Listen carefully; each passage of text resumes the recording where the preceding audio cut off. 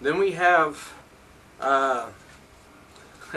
Wall Street versus the Tea Party comparison. I'm not going to go through all of these because, as you can see, there's a ton of it. But as reported, it says here, the mainstream media and liberal pundits claim that the Occupy Wall Street protesters are a civic group just like the Tea Party. And here's the report. You decide. Okay, arrest 4,149. Occupy. Tea Party 0. Deaths 7. Tea Party 0. Rapes 12. Why? Tea Party 0. Arson damage looks like millions. Tea Party 0. Cost to taxpayers, wow, by 11 of 9, 19,327,487. Wow. Why are we paying for this garbage? Okay, taxpayers 0. I won't get into some of that. Well, yeah, I will. Public masturbation. What is wrong with America? What is this? The rapes, public masturbation. 3. Of course, at the Tea Party, you have 0. Fights. Yes, they do. Children exploited. Yes. Police cars damaged. 2. Tea Party, no. Fights started. We'll go back to yes, and Tea Party, no. Children exploited. Yes. Tea Party, no. Public drunkenness, yes. Tea Party, no. I mean, it just goes on and on and on. Oh, let's see here. Israel flags burned, 2. And at the Tea Party, none. American flags danced on, 1. And at the Tea Party, no. American flags desecration, 25. Why? Why are people so down on America? And they live here. If you don't like America, move out. Go to another country. Leave America. If you don't like it, leave. So you have 25 desecrations of the American flag. At the Tea Party, 0. Murder, 1. Tea Party, 0. Shots fired at White House, 1. Tea Party, 0. What is this? I mean, come on, guys. This is an outcry for disaster. There is no reason for this. American people need to pull together. American people need to be in charge of America. American people need to prosper. American people need to stop listening to people who are tearing down America. Got it? All right. Get mad at me if you like. That's fine. All I'm telling you guys, this is America. We need to stand up for America. We need to believe in America. We need to pull together like Americans. And if you don't like America, move out. Go to another country that have the same beliefs that you have. Don't come to America and start changing America for what you want to believe. Don't come to America and tell us what we have to do and how we have to live. This is America. We live like Americans. If you don't like it, you go back to your own country. Go back to where at least you can, live the beliefs that you live, okay? Or that you want to live.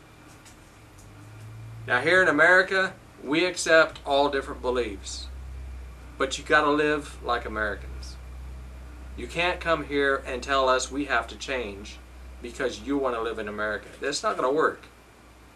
You try to change America, we're going to end up like the other countries out there that you're moving away from. I want to engage the conversation of what do you value? An extremely important conversation that is quite literally the delineation between us and them. And yes, ladies and gentlemen, there is us and there is them. There are the free and thinking people of the United States of America, and there are those of the Board Collective who want to tell us how to live our lives their way. There is a definitive definitive line, a definitive demarcation Something to between think them. about. The bleak future of Obamacare. Obamacare does not and cannot mandate that states create exchanges to make you buy insurance. They're making us believe that we have to.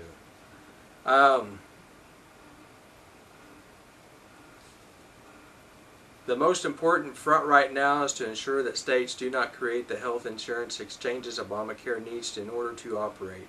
Refusing to create exchanges is the most powerful thing states can do to take Obamacare down. Think of it as an insurance policy in case the Supreme Court whiffs. Exchanges are the new government bureaucracies through which millions of Americans will be compelled to purchase Obamacare's overpriced and over-regulated health insurance.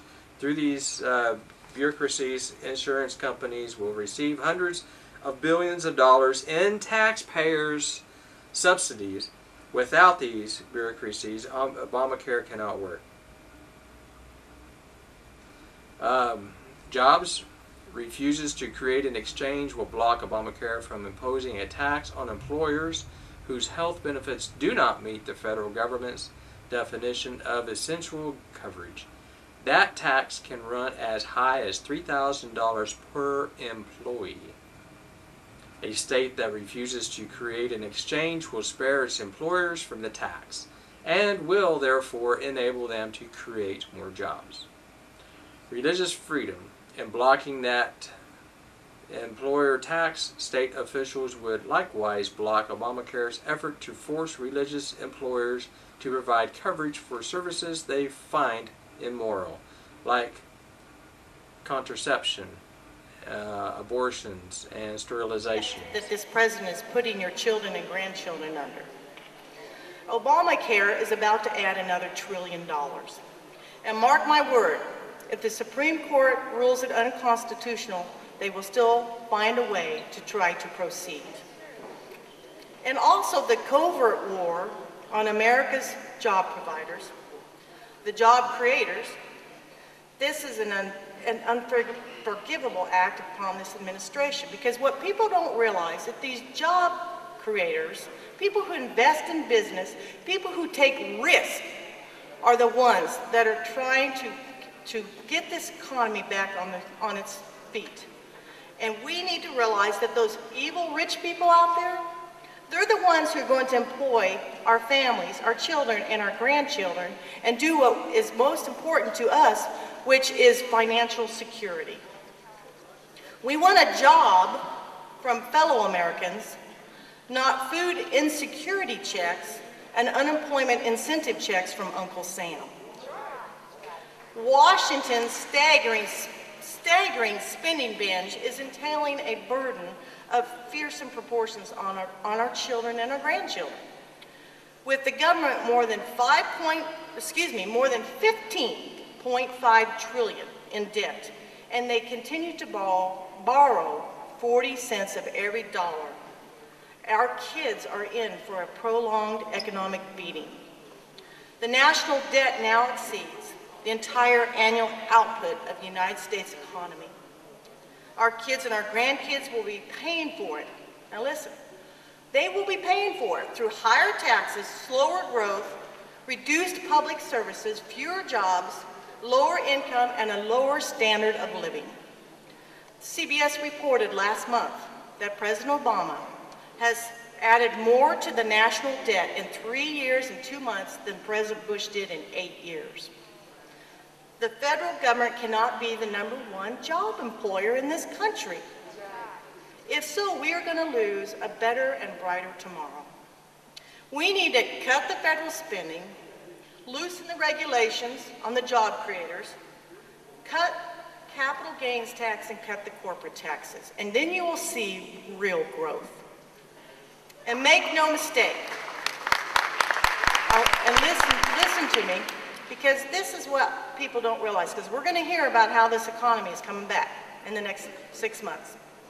A false rising economy subsidized by a federal government taxing future American households is a formula for inevitable economic doom. The disease is elitism. What do you value? Do you value you living your life your way? Or do you value somebody else deciding for you how to live your life? Because the elitists exist in every strata, the rich and the poor, the black and the white, the Jew and the Christian. They are elitists. It's not about how much money you have, it's about how much power you can wield over somebody else and the belief that you should be able to do it. That's the elitist. That's who they are. Barney Frank and the Occupy movement are one and the same. And Barack Obama and the Occupy movement are one and the same. And Hillary Rosen and the Occupy movement are one and the same. And it has nothing to do with how much money they make. It has to do with the concept of value. What they value is being able to feel good about their existence as opposed to simply existing. In order to feel good about their existence, they don't go about getting a job, they don't go about creating a company, they don't go about painting a picture, they don't go about building, thriving, surviving, growing a family. In order to feel good about their existence, it is obvious to them that your existence is too good. Your existence came at their cost, at their peril, and therefore the only way to right the wrong is for you to give to them because they are entitled. Elitism is the disease. Entitlement is the symptom. You have to take that with you. Because entitlement is absolutely antithetical to the Tea Party cause. We are not people who believe that we are entitled to the hard work of somebody else. We believe in charity. We believe in giving.